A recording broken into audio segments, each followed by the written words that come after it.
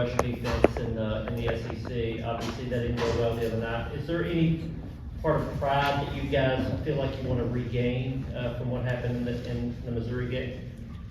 Yes, sir. Of course we do. Starting off, moving forward in the game, whatever opportunity we have, we just want to, as a D-line, we want to win the line of scrimmage and make it easier for those guys in the box and just be real disruptive up there in that at the line of scrimmage and just do our job to help everybody else out and man, get back to that where we were starting and just get back to that. Sure.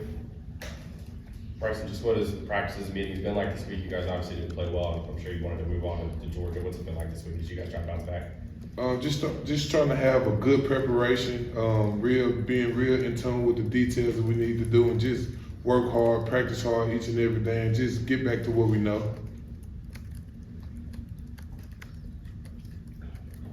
Casey, in the back.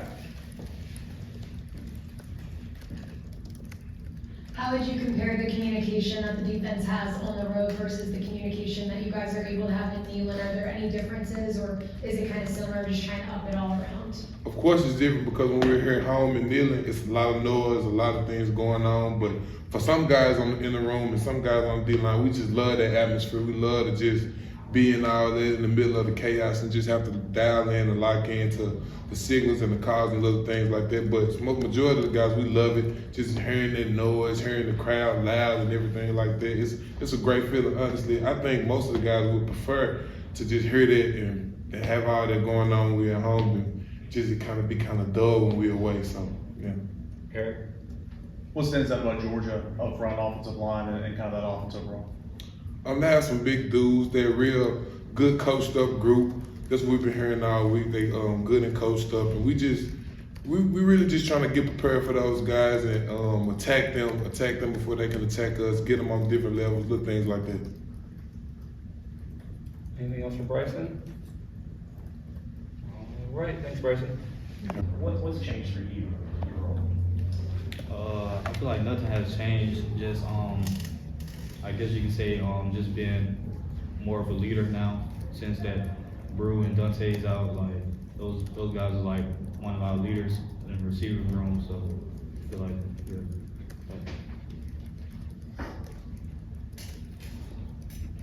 Caleb? Squirrel, how do you feel the focus at practice has been this week coming off that loss to Missouri? the focus been pretty good. You know, obviously we lost to Missouri, but we moved from it. We learned from it, and just get ready for Georgia this week. We got great energy. We had great energy today. I had practice today, so yeah. Brian? Well, just overall for you guys as an offense, what was that like to go through that Saturday? You know, 7 points is obviously pretty out of character for you guys. And when you look back at the film, how did it kind of compare to what you saw out there as you went through it? I feel like we just ain't execute the whole game. Like we came out like flat, and yeah. Patrick? Squirrel, you had a holding penalty that it looks like you didn't really agree with after the play. Did you think in real time that you made a good block on that play? When you went back and watched it, did you see where maybe something was a little bit off, or kind of what was your view on that play when you went back and watched it? Well, yeah, obviously in the game, you show like emotions and stuff. So I got pretty emotional because I feel like that was like a holding call, but the refs called it a holding, so it was a holding call. Casey? How beneficial is it to have the fans and the crowd at Neyland behind you guys when you're playing an opponent that's as tough as Georgia? It's real big because you know they the number one team in the country. So just having our fans there ready to be loud and support us is a key factor. Vince, and then Mike? What do you see in Georgia defensively? Obviously, they're a lot of success, but what specific things do you see in their defense? They very tough. They rally to the ball quick. They play some good coverages. They D-line pretty good. We just gotta come out and just play our game at the best level. Mike? Okay, kind of a two-parter here. So I see, I was just kind of doing a Google here, I saw Adam did a really good story on your nickname last year. Did people actually call you that growing up, or was that just your grandmother that called you Squirrel? And how much do you like that nickname? And then second, you did take a visit to Georgia, and was Georgia ever really under consideration? Well, for one, when I was like real little, my great grandma, she called me Squirrel. When I was like in school and stuff, I didn't really like the name Squirrel.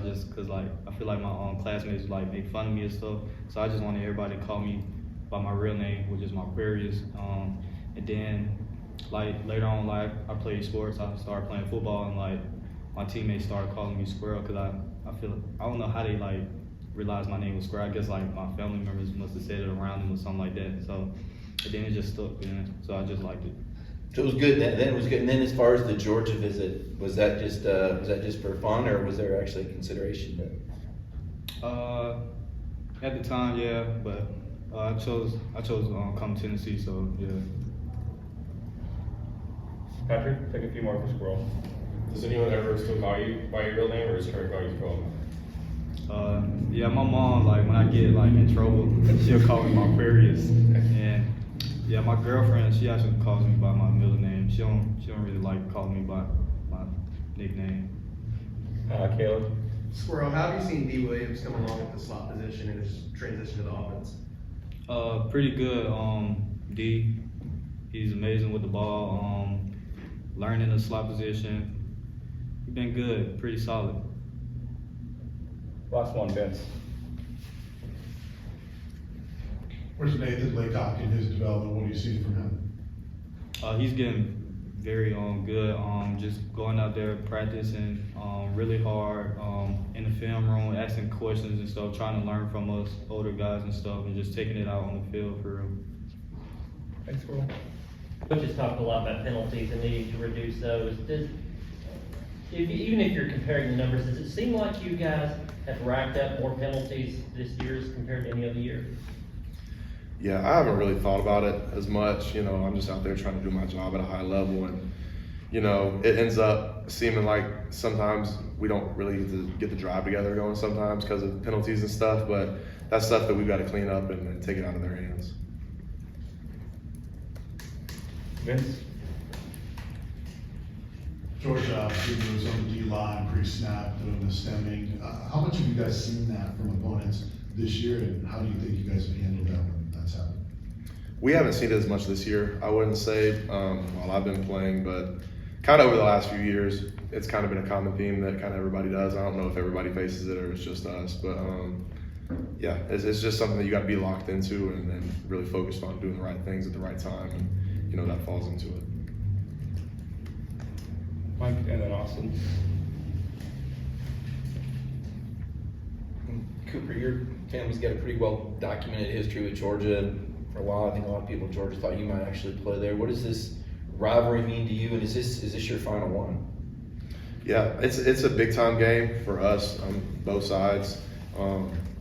Tennessee is working to put our program back on top, and this is one of our big stepping stones, is getting a win over them. And I've gotten a win over all the big three other than Georgia, so trying to put that together. And yeah, I'm not sure for the last part of your question.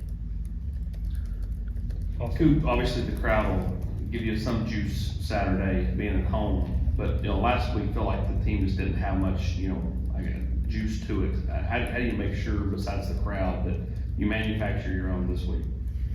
Yeah, it's critical. I think that everybody's going to be coming out ready to play.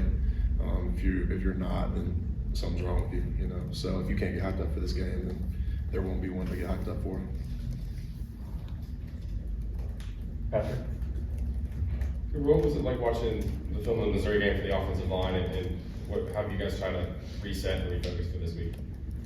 Yeah, it wasn't fun. It wasn't where we wanted to be or where we needed to be, but it's life, it's football. Things aren't going to go your way every time, and you just got to regroup and refocus and see what you can get better at and put something better out on the film next week. Anything else for Cooper? Georgia's had some different personnel. Again, like some of these guys you probably saw on your unofficial visits. What does this line look like? And did you you stay in touch with any of these guys you met on your visits there? Not as much on defense. I still talk to a few guys on the O-line. I talked to Tate, you know, a good bit throughout my whole college career. Me and Tate were really close buds during recruiting and everything. And different group, but you know, it's Georgia football every year, and they're gonna have strong, fast, physical guys that are ready to play, and you know, it's gonna be a great challenge for us.